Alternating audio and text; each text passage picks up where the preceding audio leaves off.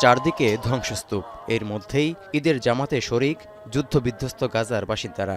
প্রতি মুহূর্তে ইসরায়েলি হামলার আতঙ্ক নিয়েই এদিন ঈদের নামাজ আদায় করেন উত্তরাঞ্চলীয় জাবালিয়ার বাসিন্দারা। ধ্বংসস্তূপের ভেতরে দাঁড়িয়ে যেন বিশ্ববাসীকে একতা ও শান্তির বার্তা দিলেন সব হারিয়ে নিঃস্ব অসহায় ফিলিস্তিনিরা।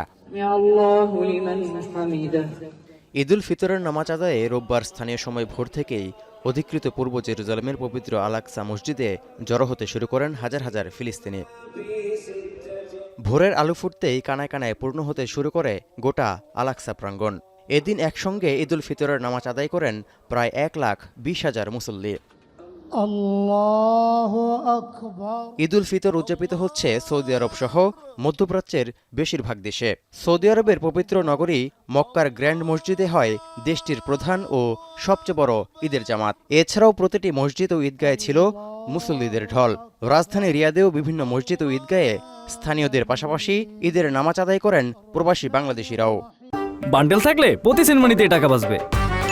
বিকাশ সেনমানি বান্ডেল কিনে জিতুন প্রতি লেনদেনে। আলহামদুলিল্লাহ, জামাতের সাথে ঈদের সালাত আদায় করলাম রিয়াদ দিরা মসজিদে। প্রবাসী হিসাবে আমাদের পরিবারদেরকে অনেক মিস করতেছি। ঈদের নামাজ আদায়ে সংযুক্ত আরব আমিরাতের মসজিদগুলোতে ঢল নামতে থাকে মুসল্লিদের। দুবাইয়ের 680টি স্থানে ভোর 6:30টার মধ্যে সম্পন্ন হয় ঈদুল ফিতরের জামাত।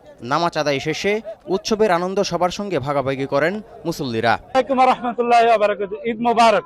সহপাঠী সহযোদ্ধারা আছে, এভাবে সব মিলে আমরা ঈদটা অনেক আনন্দ ভাগাভাগি করি। যদিও আমাদের পরিবার পরিজন ছাড়া আমাদের ঈদটা কাটাতে হয়। বন্ধু বান্ধব সবাই মিলে এখানে ঈদ করি, পরিবার ছাড়া একটু কষ্ট হয়। মধ্যপ্রাচ্যের আরেক দেশ কাতারে সবচেয়ে বড় ঈদের জামাত হয় আল রায়ানের বিশ্বকাপ স্টেডিয়ামে। এছাড়াও রাজধানী দোহাসহ বিভিন্ন শহরে প্রতিটি ঈদগাহ ও মসজিদে ঈদের জামাত সম্পন্ন হয়। স্থানীয় নাগরিকদের পাশাপাশি এতে অংশ নেন প্রবাসী বাংলাদেশিরাও। ঈদের নামাজ শেষে দেশবাসী ও প্রবাসী বাংলাদেশিদের ঈদের শুভেচ্ছা জানিয়েছেন কাতারে নিযুক্ত বাংলাদেশের রাষ্ট্রদূত। কাতারে এবারও আমরা ঈদের জামাত করেছি।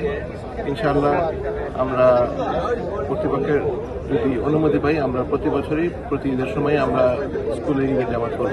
সকল বাংলাদেশিদেরকে ঈদ মোবারক। এদিকে সৌদি আরবের সঙ্গে মিল রেখে রোববার ঈদ উদযাপিত হচ্ছে ইউরোপের বিভিন্ন দেশেও।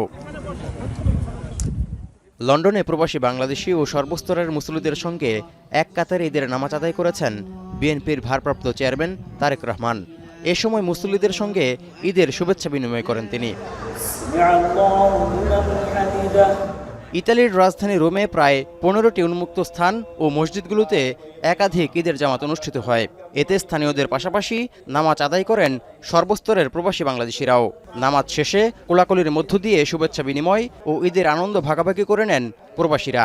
ইতালির থেকে সবাইকে ঈদের শুভেচ্ছা। ঈদ মোবারক। পবিত্র ঈদুল ফিতর উপলক্ষে সবাইকে অনেক অনেক শুভেচ্ছা অভিনন্দন। ঈদ মোবারক। এছাড়া ফ্রান্স, পর্তুগাল সহ ইউরোপের দেশে দেশে উৎসাহ উদ্দীপনায় উদযাপিত হচ্ছে ঈদুল ফিতর। তৌহিদুর রহমান, এখন বিশ্ব।